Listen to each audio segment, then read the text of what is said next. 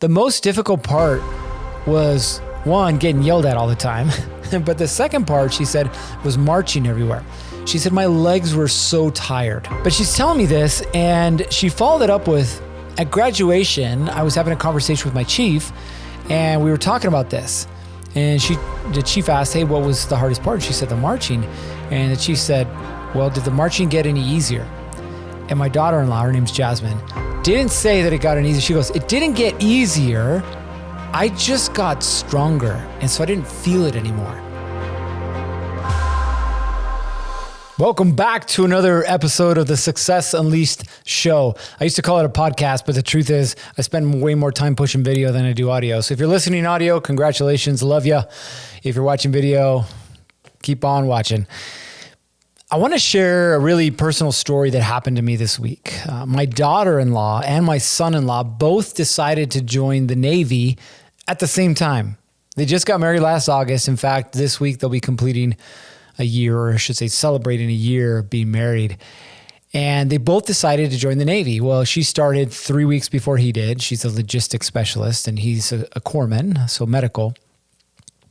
But it was this really fun and unique experience that we got to support them through that journey. Now, thank goodness the Navy has finally updated the way that they do things in boot camp. You see, up until about a year and a half ago, they were still in 22, they were still requiring every recruit in boot camp to write letters. They couldn't do phone calls. Their phone calls was from a payphone, and it was like a minute if you were lucky.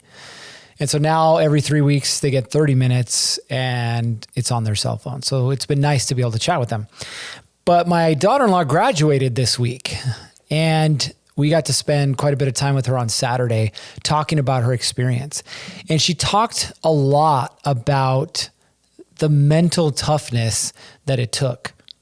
You see, they'd done their research and watched videos online and talked to the recruiter and all the different things about how to succeed in boot camp.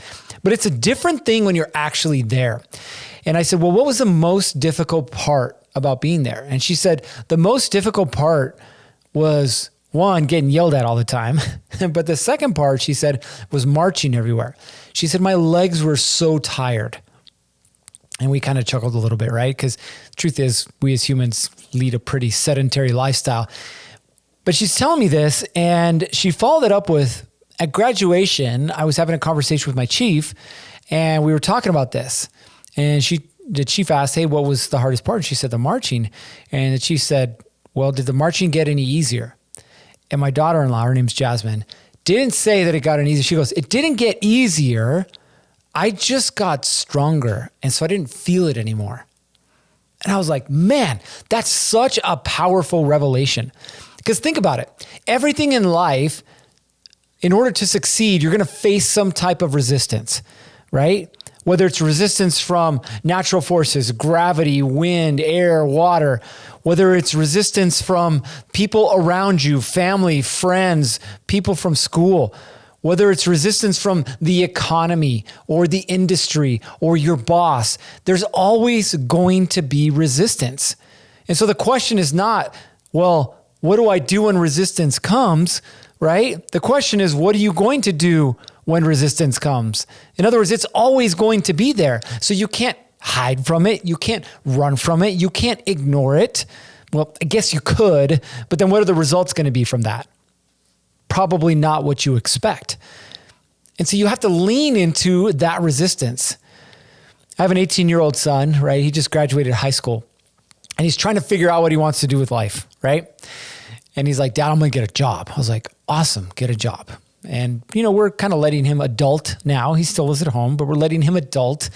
And so he goes and he starts calling all these different places, Lowe's and Home Depot and this place and that place. And he finally gets a job at an Asian restaurant as a server. Now, mind you, he's never been a server in his life. He's taken some culinary classes in high school, but he's never been a server. And so he gets this job as a server, right? The problem is he's only working a couple times a week and it's pretty slow because it's an Asian fusion and whatever. And he doesn't like it. And I was like, cool, well, what are you going to do about it? And he's like, well, I'm going to find another job. And I give him credit. He tried. So Dad did call in a favor. And I've got a buddy who owns a commercial landscaping company. And I said, hey, my son's looking for a job, not anything special, just labor. And he's like, if it's just labor, I got a job for him. And so the next week he starts. His first day, it's about 101, I think, out. And he worked about 9 hours. And he shows up, and you guys who work outside know this, he shows up with the salt crusties around his eyes and his face, which means he's dehydrated. So we get him in, I give him some Gatorade and some water and whatnot. And he's like, Dad, that was the worst day ever. And it was funny to hear him say that, right? But at the same time, he got up the next morning and he went to work. And he came back and he looked rough, but not as rough as the day before. And the next day repeated it. The next day repeated it. And now he's 2 weeks in and he's looking forward to work. And it's manual labor. He's digging ditches. He's digging holes. He's running sprinkler lines. Like, it is manual labor.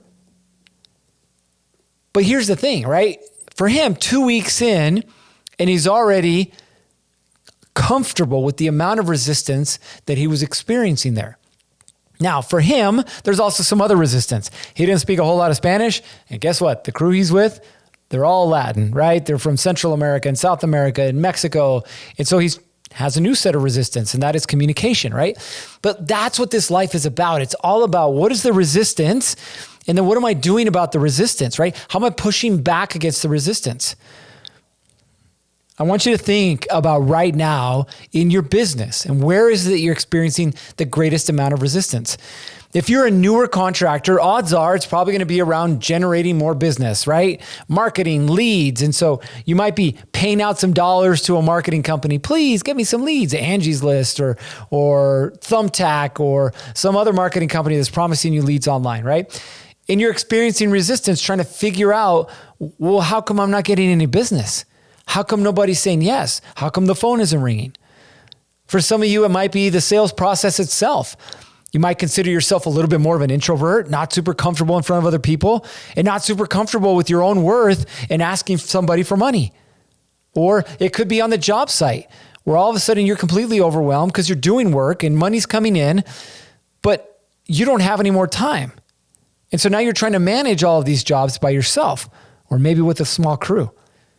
It could be in your finances where you're seeing the dollars come into the bank account and then quickly leave again. And you're trying to figure out, well, what is cash flow and how does it work? Or it could be with your team, trying to figure out how to put that right person in the right seat so you don't have to do that job anymore. Regardless, inside a business, you're going to experience resistance. And just like with anything else in life, you cannot run from resistance. You have to lean into it. You have to double down on it. When I was working as a police officer, I had no idea how to manage people. None. Because I never had to do it in life, right? I always consider myself the one-man band. I got everything I need in the trunk of my car, right? And it was true. For 5 years working patrol, that's what it was. And then I got on the SWAT team and a gang unit and working undercover. And now I was part of a team. So I had to learn how to work as part of a team. But when I promoted to being a sergeant, I had no idea what I was doing. None. Which is probably kind of scary if you think about it. But I had to learn. I had to learn to manage people. I had to learn to manage expectations. I had to learn to manage my time. I had to learn to manage my decision-making process. And it didn't come easy. And it didn't come quickly. And yeah, I screwed a lot of things up. But with time, what came was my understanding of what leadership was my understanding of how to interact with other individuals and make sure that I could get the most out of them. Was my understanding of, okay, how am I going to show up as a leader? When do I step in? When do I let somebody try it themselves, even with the possibility that they might fail? It was funny because one of the things that I enjoy doing is having fun, right? If you spend some time with me, you know I love to have fun. I work hard, but I have fun doing it. And so one of the things that we would do is we would set a goal for the week, right? Like, hey, if you get all your paperwork done, if you do this thing, if you find, somebody with a warrant or whatever the thing was, whoever accomplished that thing during the week, we'd go to Dairy Queen and we'd all have a dilly bar. Now, a dilly bar is just basically, it's an ice cream bar with chocolate on it, right? It's super easy, super chill from DQ, but we'd always get a dilly bar. So Sunday nights we'd go grab dilly bars from Dairy Queen. And you're probably thinking like, what does a dilly bar have to do with anything? Well, I will tell you that everybody on my squad, including myself, looked forward to our Sunday dilly bars because it gave us a time to come together as a group, laugh a little bit, joke a little bit, share a little bit, poke fun a little bit, right? But that was the time that people on my squad actually started to respect me, right? Because I started treating them as individuals, as humans, as peers. Now, again, specific example. But let's go back to your business. I really want you to think about where it is right now that you're experiencing resistance. And more importantly, what is it that you need to do about it? Because if you can't figure that out, you're going to keep stuck in that cycle, in that loop that we call the loop of insanity, the cycle of insanity, doing the same thing over and over again, expecting different results. I need more leads. Okay, so you're going to keep doing the same thing you've been doing. Posting in Facebook groups, you and the 79 other plumbers, hoping that that one person is going to pick you.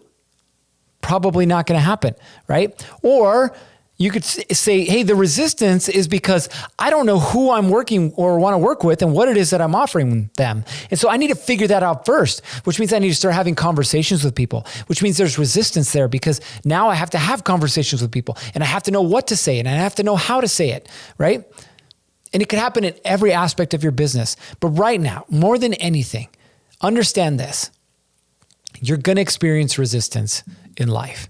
You're going to experience resistance in business. And that's okay.